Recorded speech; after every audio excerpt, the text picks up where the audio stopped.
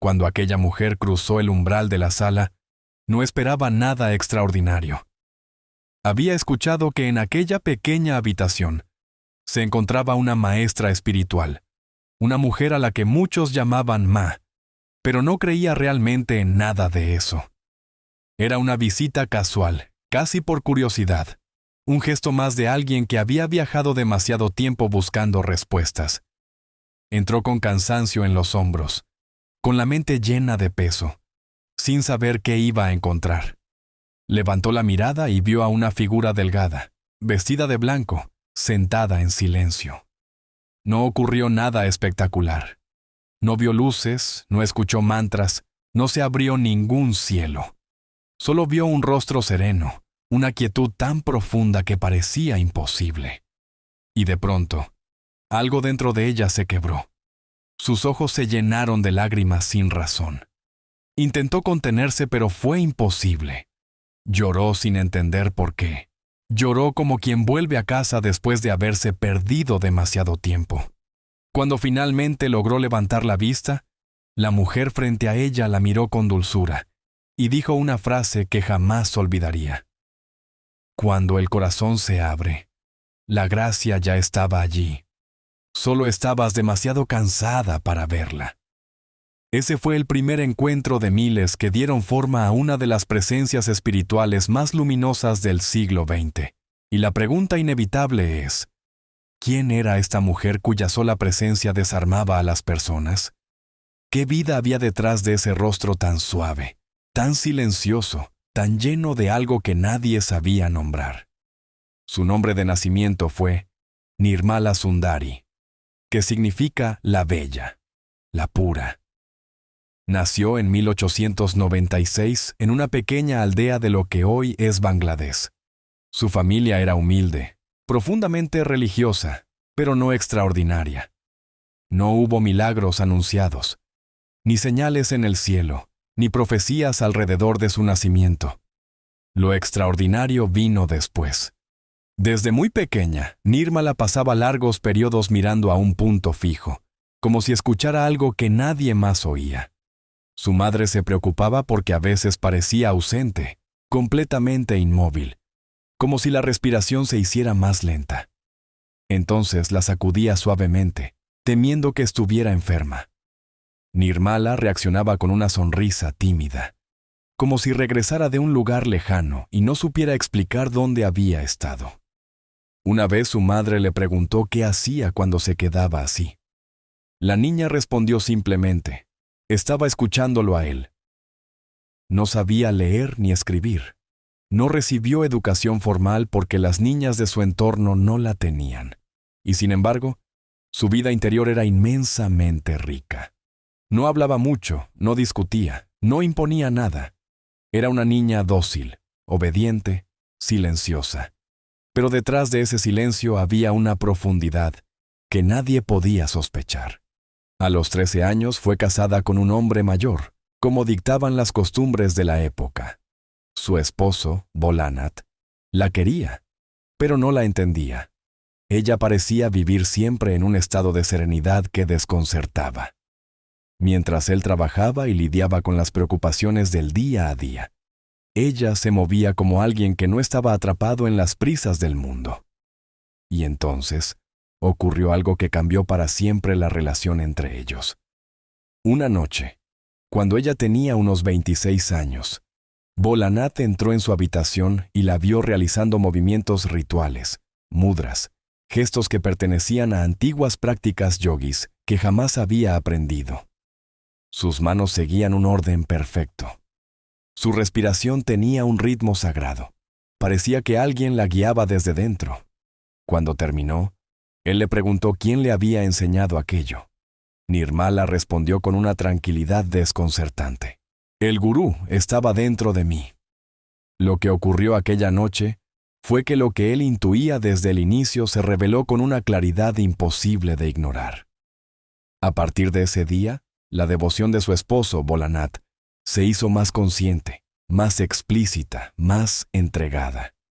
Y desde entonces se colocó a sí mismo en el lugar de discípulo, acompañándola con respeto, humildad y devoción, y la acompañó durante toda su vida, hasta su propia muerte. Con el tiempo, la gente comenzó a notar cosas extrañas alrededor de Nirmala. A veces cantaba en idiomas que nunca había aprendido. Recitaba himnos en sánscrito antiguo, aunque no sabía leer. Otras veces, durante largos periodos de silencio, parecía entrar en un estado de presencia tan intensa que quienes estaban cerca sentían un peso físico en el aire, una especie de vibración profunda que los hacía llorar o quedarse sin palabras. Algunas noches pasaba despierta, sin cerrar los ojos, completamente consciente y tranquila, como si el cansancio no existiera para ella. Sus acompañantes decían que parecía nutrirse de algo que no era sueño, comida ni tiempo. Ella solo decía: el descanso viene del uno, no del cuerpo. Se volvió conocida en aldeas vecinas porque algunas personas aseguraban que en su presencia sentían paz. Otras decían que les calmaba el dolor. Otras no sabían explicar lo que ocurría. Pero no predicaba, no buscaba discípulos, no quería reconocimiento. Era casi imposible convencerla de que viajara a otros lugares. Su vida era simple, sin pertenencias, sin ambiciones. Cuando la gente le preguntaba quién era, respondía: soy lo que tú eres, solo que tú has olvidado tu naturaleza. Poco a poco, comenzaron a invitarla a reuniones espirituales. Ella nunca se presentaba como maestra, simplemente estaba allí. Y esa presencia tenía un efecto extraño en muchos. Un hombre contó que al verla sintió que todas sus preocupaciones caían al suelo, como si alguien hubiera apagado el ruido de su mente. Otra mujer dijo que al mirarla sintió que, por primera vez, alguien veía su alma. Había algo en ella que no era teatral, ni exagerado, ni extraordinario en apariencia. Era simple, radiante, tranquilo, humano y, sin embargo, transformador. Un día, mientras un grupo de devotos cantaba, ella se quedó completamente quieta. De pronto su cuerpo se volvió rígido, imposible de mover. Dos hombres intentaron ayudarla a cambiar de posición, pero era como si su cuerpo hubiera duplicado su peso. Nadie entendía cómo una mujer tan delgada podía volverse tan pesada de pronto. Ella, al salir del estado, sonrió y dijo: cuando no hay yo, el cuerpo es montaña. Otra vez, durante una enfermedad grave, tuvo una fiebre tan alta que todos temieron por su vida. Estaba débil, pálida, respirando con dificultad. Sin embargo, alguien que estuvo a su lado contó que en los momentos más intensos de la fiebre, su rostro se relajaba y aparecía una sonrisa leve, casi luminosa. Cuando le preguntaron cómo podía sonreír así ante el dolor, respondió: ¿cómo podría morir yo si no tengo nacimiento? Esa frase recorrió la India espiritual, y muchos la consideran una de las expresiones más profundas de su enseñanza. Su fama comenzó a crecer. No era la fama de un líder espiritual moderno. No había propaganda, ni libros, ni conferencias. Era todo boca a boca. Personas que la veían, cambiaban. Personas que la escuchaban, lloraban. Personas que estaban con ella unos minutos y salían transformadas sin saber explicar por qué. Ella afirmaba siempre: no soy yo quien hace, Él hace. Con el tiempo, comenzaron los viajes. A veces se movía de un lugar a otro sin avisar. Daba la impresión de no tener dirección propia. Se quedaba unos días en una aldea, luego alguien la invitaba a su casa, y lograba transformar ese hogar con una calma indescriptible. Más tarde, se quedaba en un ashram, luego en otro. Sus discípulos más cercanos decían que nunca sabías qué esperar de ella. Podía estar horas en silencio, luego reír como una niña, luego recitar frases profundas sobre Dios, luego caminar sola por un sendero y quedarse mirando un árbol como si escuchara secretos de la naturaleza. Vivía en un estado de presencia total, y a la vez era profundamente humana. Contaba una anécdota preciosa. Una vez, un niño pequeño se acercó a ella llorando porque había perdido su juguete. Ella lo escuchó en silencio y después dijo: cada vez que pierdas algo, Recuerda que solo vuelve a lo que nunca fue tuyo, pero lo que eres nunca se pierde. El niño no entendió, pero dejó de llorar. Cuando su esposo Volanat comenzó a enfermar, ella lo acompañó con serenidad absoluta. Él había sido su compañero, su devoto, su sombra luminosa. Cuando murió en 1938, muchos pensaron que ella lloraría o que entraría en un periodo de duelo. Pero ocurrió algo distinto. Pasó varias horas en silencio, sin moverse, sin hablar. Era un silencio reverente, profundo, casi sagrado. Luego solo dijo: «Mientras lo ames en Dios, nunca habrá separación». Esa frase la llevó más allá del duelo. Nunca habló del dolor de perderlo, como si supiera que la muerte no podía tocar la esencia de aquello que los unía. Después de la muerte de Volanat, su presencia se volvió aún más intensa. A veces se levantaba antes del amanecer, se sentaba frente a una lámpara encendida y se quedaba allí completamente inmóvil, como si fuera parte de la luz misma. Personas que la acompañaban decían que en esos momentos se percibía una paz distinta, más profunda, más amplia, como si hubiera entrado en una dimensión que escapaba al entendimiento. Ella solo decía: «La luz está en todos, pero algunos necesitan silencio para verla». A lo largo de las décadas siguientes, miles de personas acudieron a verla, y lo impresionante era que ella nunca enseñaba doctrinas complicadas. No hablaba de sistemas filosóficos, no pedía nada, no dictaba reglas estrictas. Su enseñanza principal era su presencia, una presencia que parecía recordar a cada persona quién era realmente. A veces, cuando la gente le preguntaba cómo encontrar a Dios, ella sonreía y respondía: «¿A dónde quieres ir para encontrarlo si ya estás dentro de él?». O decía: «Dios es la respiración entre tus pensamientos». Una de sus frases más conocidas era esta: «El camino más rápido hacia Dios es el amor. Y el amor no es un sentimiento, es ser transparente a la verdad que ya eres». Y lo decía sin dramatismo, sin grandilocuencia, como quien habla de algo tan evidente que no necesita explicación.